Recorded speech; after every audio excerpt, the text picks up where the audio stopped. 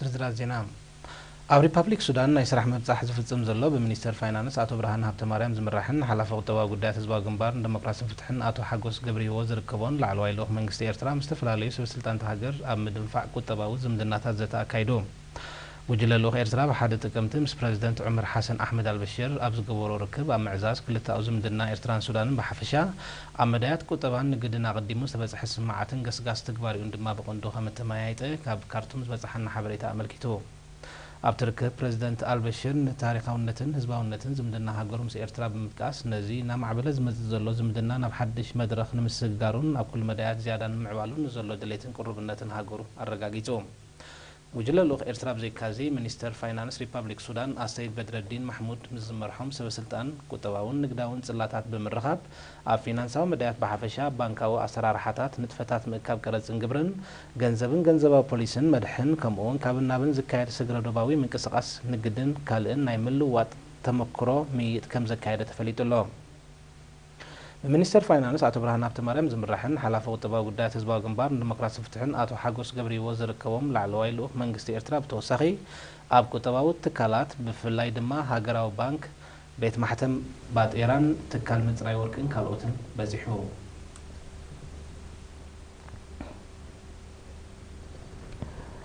ንድፊ አጠቃላሊ ሃገራዊ ፖሊሲ ቆልዑ ኤርትራ ዝምልከት ዓውደ ዘተ ብሓደ ጥቅምቲ ኣብ ኣስመራ ኣዳራሽ ሃገራዊ ኮንፌደሬሽን ሰራሕተኛታት ተቃኒዑ እቲ ብሚኒስትሪ ዕዮን ሰብአዊ ድሕነትን ዝተወደበ ዓውደ ዘተ ኣብቲ ፖሊሲ ሓበራዊ መረዳእታን ምፍጣርን ኣፍልጦን ምዕባይን ዝዓለመ ኮይኑ ላዕለዎት ሰበስልጣን መንግስትን ግንባርን ወከልቲ ካብ ኤርትራ ዝመደበረን ኣህጉራን ውድባትን ካልኦት ዕድማትን ተሳቲፎም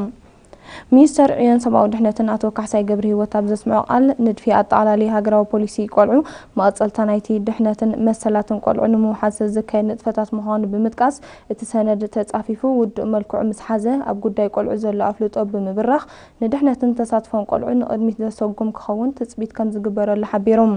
ህዝቢ ኤርትራ ኣብ ኣተዓባብያን ኣተኣላልያን ቆልዑ ዘለዎ ባህሊ ስልጡንን ኣርሒቑ ዝጥምትን እዩ ዝበለ ሚኒስተር ካሕሳይ መርኣያ ናይዚ ድማ ኤርትራዊ ኣብ ዝሃለወ ይሃሉ ንዛዕበይ ወለዱ ዝጥውር ዝተጸገመ ሰብ ዝሕግዝ ብዓብይ ድማ ምስ ሃገሩን ስድራቤትን ዘለዎ ጥምረት ዘይበትኽ ዜጋ ምዃኑ ገሊጾም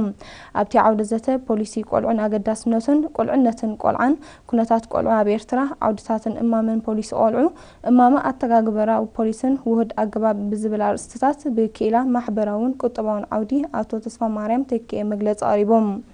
ተሳተቲ ቦገኖም ኣብ ትሕዝቶ ናይቲ ንድፊ ብሓፈሻ ኣብ ምውሓስ መሰላት ቆልዑ ኣገባብ ኣተኣላልያ ዘኽተማት ቆልዑ ከምኡውን ኣሉታውያን ባህርያት ዘንጸባርቑ ትሕቲ ዕድመ ኣወጻጽኣ መዝገብ ዕለት ልደት ምክልኻል ህጻናት ካብ ምዝመዛ ጉዳይ ምርዓም ህጻናት ኣብ ቆልዑ ኣሉታዊ ስንብራት ዝገድፍ ሃሰይቲ ልምድታት ሕጋዊ ኣተሓዛ ጉዳይ ቆልዑን ውህድ ስራሓት ንምፍታሕ ጸገማት ቆልዑን ምርጋጽ ምዕባለኦምን ኣብ ዝብሉ ዛዕባታት ብዕምቆት ዘትዮም ኣብ ዞባጋሽ ባርካ ዝርከብ ኣብያተ ትምህርቲ ጸገማትን ብልክዕ ተፈሊጡ ፍታሕ ንኽረክብ ኣብ ዝካየድ ጻዕሪ ርእሰ መምህራን ተርኦም ከሒሉ መዘኻኸሪ ቀሪቡ ጨንፈር ሚኒስትሪ ትምህርቲ ዞባ ምስ ርእሰ መምህራን ኣብያተ ትምህርቲ ኣብ ከተማ ባሮንቱ ኣብ ዘካየዶ ርክብ ሓላፍቲ ጨንፈር አቶ መሐመድ ዓሊ እብራሂም ትምህርታዊ ንጥፈታት ዓመተ ትምህርቲ 2015-2016 ናብ ዝተወጠነሉ ግዜ ጀሚሩ መስርሕ መምሃርን ምስትምሃርን ብመሰረት ውጥን ሚኒስትሪ ትምህርቲ ክካየድ ምእንቲ ተራ ርእሰ መምህራን ውሳነ ከም ዝኾነ ኣስሚሩሉ አቶ መሐመድ ዓሊ ኣብ ዞባ ጋሽ ባርካ መስርሕ ምዝጋብ ካብ 29 መስከረም ክሳብ 3 ጥቅምቲ ከም ተኻየደ ስሩዕ ትምህርቲ ድማ ዕለት 5 ጥቅምቲ ከም ዝጀምር ብምሕባር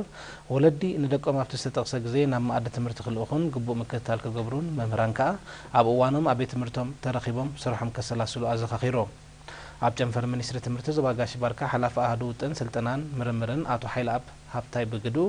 ንምሕደር ኣብያተ ትምህርቲ ዝምልከት መጽናዕታዊ ወረቐት ድሕሪ ምቕራብ ኣብቲ ዞባ ሓለፍቲ ኣብያተ ትምህርቲ ኣብ ምምራሕን ምእዛንን ትካላት ትምህርቲ ዘለዎም ኣፍልጦን ምዕባይ ቀጻሊ ጻዕሪ ክካየዱ ርእሰ መምህራን ድማ ብቕዓት ትምህርቲ ንምርጋጽን ተወዳዳርነት ተምሃሮን ብራኽን ኣብ ሰፊሕ ኣረኣያ ዘድሃበ ሜላ ምሕደራ ከዘውትሩ ተማሕጺኖም ኣብ መወዳእታ ርእሰ መምህራን ኣብ እዋን ምጅማር ትምህርቲ ዝርአ ምድንጓያት ንምውጋድ ዝከኣሎም ጻዕሪ ክካየዱ ምዃኖም ኣረጋጊጾም ኣብ ንኡዞባ ጎልጅ ዝናብ ደንጊ እኳ እንተጀመረ ድሓን ዝኾነ ሳዕሪ ስለ ዝበቆለን ዘድሊ መደባት ክታበት ስለ ዝተሰላሰለን ጥሪት ኣብ ጽቡቕ ኩነታት ከም ዝርከባ ወነንተን ሓቢሮም ንሳቶም ነሪና ኣብዛሃቦ ሓበሬታ ህላወ እኽል መጋየጫታት ኣብ ምስሳን ጥሪት ልዑል ተራ ስለ ዘለዎ ምስፍሑ ልዑል ቆላሕታ ክወሃቦ ብምዝኽኻር ብፍላይ ኣብዚ እዋን እዚ ካብ ዝተፈላለየ ቦታታት ሃገርናን ካብ ሱዳንን ናብቲ ንኡስ ዞባ ዝሳግማ ጥሪት ስለ ዘለዋ ናይ ሳዕርን ማይን ሕፅረት ከየጋጥምን ተርእዮ ሕማማት ከይክሰትን ግቡእ ምክትታል ክግበረለን ኣዘኻኺሮም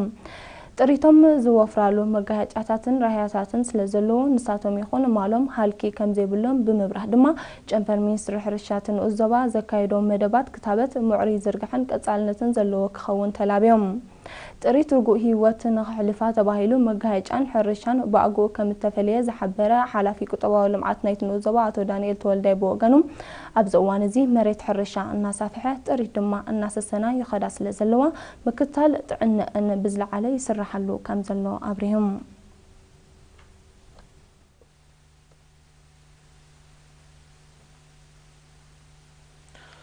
ኣብ ዝተወረደትሎ መደበር ጥዕና ብዝረኽቦ ዘለዉ ኣገልግሎት ጥዕንኦም ከም ተዋሕሰ ነበርቲ ምሕዳር ከባቢ ኣሸራ ገሊፆም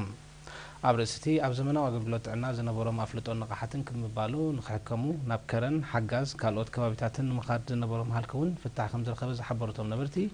እቲ ንህዝቢ ዝወሃብ ኣስተምህሮን ዝካየድ ጎስጓስን ተመሓላለፍትን ዘይተመሓላለፍትን ሕማማት ኣብ ምቁፅጻርን ምግታእን ልዑል እጃም ከም ዘሎ ኣብሪሆም